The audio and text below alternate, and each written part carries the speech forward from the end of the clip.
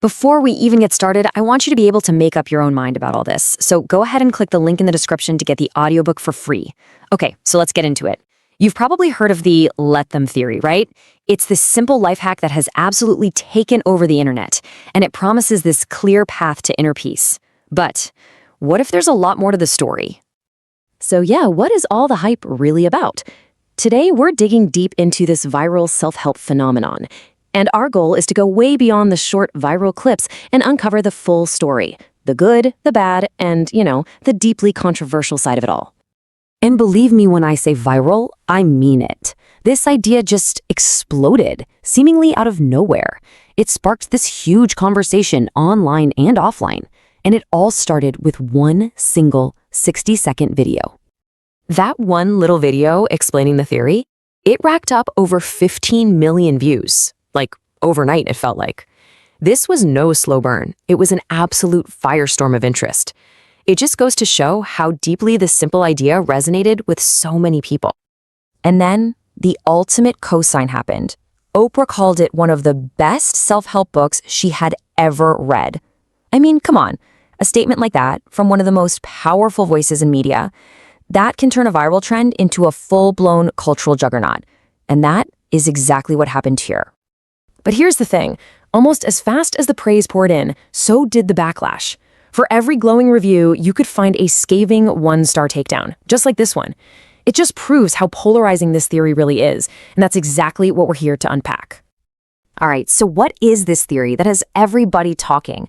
Let's break down its core promise and what it's actually proposing you do. At its heart, the theory is all about radical detachment. The main idea is that you just stop wasting your precious energy trying to control what other people think, say, or do. So if a friend doesn't invite you out, you let them. If your family disapproves of your life choices, you let them. The goal is to just release that constant struggle for control and find your own peace instead. So the theory is built on 3 key pillars. First up is detachment, where you consciously decide to unhook yourself from the drama of trying to manage other people's actions.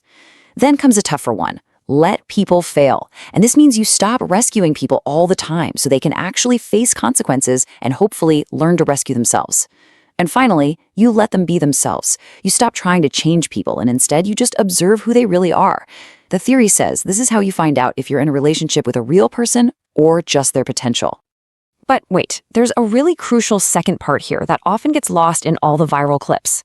It's not just about passively accepting everything. The theory makes a big pivot from let them to let me. So after you let others do their thing, you turn all that focus inward and you ask yourself, okay, so now what will I do? It's a really powerful shift from letting go of others to taking charge of your own life. So how does this pop psychology mantra actually hold up with real mental health professionals? Well, as it turns out, the answer is complicated. The first thing most therapists point out is that this isn't some brand new idea, not even close. It's basically a repackaging of some very old, very established concepts.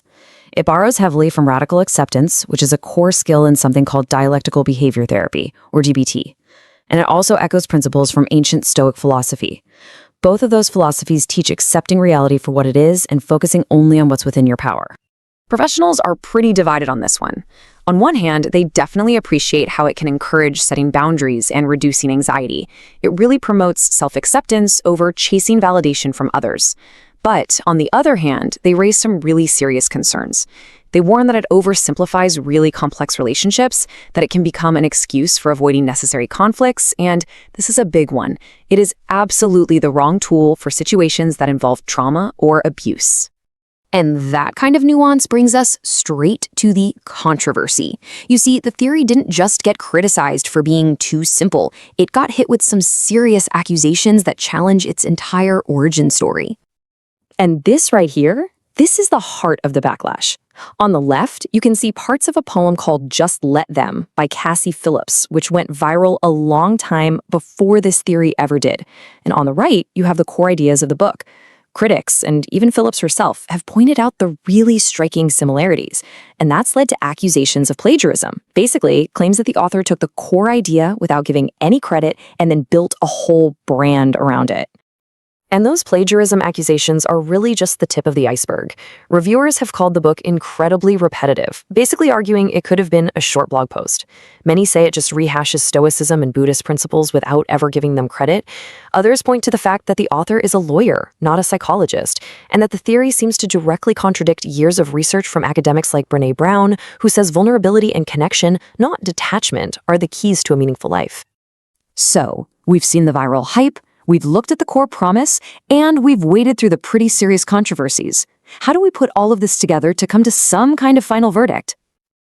Well, it's really important to know that even the author gives some clear guardrails for when you should not use this theory. This is not a passive free-for-all. You don't let them put someone in danger. You don't let them walk all over your rights when you're, say, negotiating a salary. And you certainly don't let them repeatedly violate your boundaries. These exceptions are absolutely key. Which leaves us with this one big question, right? Is the let them theory a revolutionary tool for finding inner peace by releasing control, or is it an oversimplified, maybe unoriginal idea that just encourages passivity, avoidance, and emotional disconnection? Ultimately, the only way you're really going to know is to explore it for yourself. So click that link in the description right now, get your free audiobook, and form your own verdict on one of the most talked about ideas in self-help today.